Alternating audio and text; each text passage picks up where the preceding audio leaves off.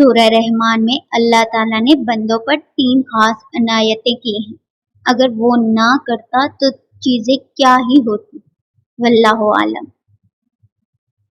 موت کے بعد مردے کے جسم میں بدبو پیدا کی، ورنہ کوئی بھی اپنے پیاروں کو دفن نہیں کرتا۔ گندم اور اناج میں کیڑے پیدا کر دیے، ورنہ لوگ اسے بھی سونے چاندی کی طرح جمع کرتے رہتے، جس سے مجبور انسان بھوکا مر جاتا۔ مصیبت اور دکھ کے بعد صبر اور سکون دیا، ورنہ زندگی کبھی بھی خوشگوار نہ ہوتی۔ سورہ رحمان کو قرآن کی دلہن بھی کہا جاتا ہے۔ جن لوگوں کے رشتے نہیں ہو رہے یا رکاوٹیں آ رہی ہیں تو روزانہ کم سے کم 1 مرتبہ جب بھی کبھی وقت ملے سورہ رحمان پڑھ لیا کرو۔ یہ سورہ پارہ نمبر 27 میں ہے، سورہ نمبر 55 ہے۔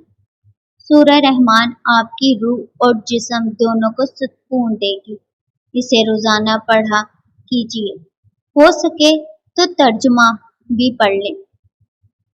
پڑھنے کے بعد آپ خود کہو گے واقعی میں اپنے رب کی کون کون سی نعمتوں کو جھٹلاؤ گے۔